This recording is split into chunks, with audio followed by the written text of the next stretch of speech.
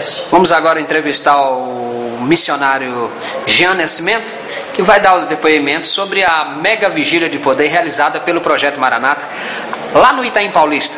Mega vigília de poder. Irmão Jean Nascimento, o que você tem a declarar a respeito desse mega projeto que Deus nos revelou pelo Espírito Santo?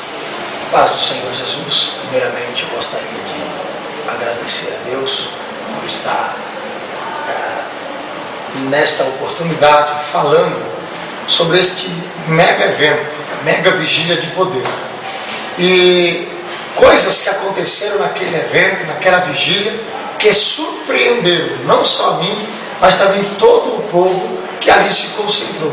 Eu acredito que todos que buscaram receberam de Deus uma resposta e uma providência. É bem verdade que existem muitas organizações, muitos projetos que por aí acontecem, mas em especial a mega vigília de poder, ela foi impactada pelo cataclismo espiritual. O Senhor Jesus, ele foi benéfico conosco quando ele derramou da sua glória e do seu poder naquele lugar.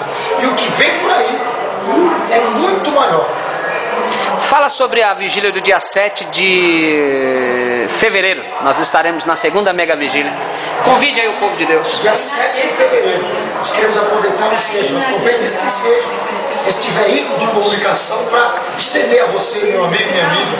Não importa o tipo de credo que você tem. Você que é católico, você que é espírita, você que é evangélico, você que é kardecista, você que faz parte de um outro tipo de igreja, venha.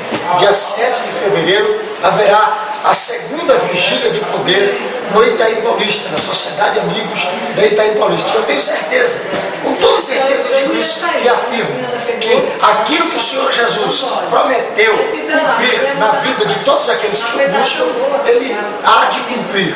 E esta vigília vai ficar marcada no meu e no teu coração. Você tem aí uma oportunidade de ser abençoado com este grande evento que está sendo realizado e promovido pelo projeto Associação Maranata e o evangelista Washington Jorge Ramos, que é um dos precursores, é um dos remanescentes desta grande vigília. Venha participar e receber de Deus uma promessa de vida.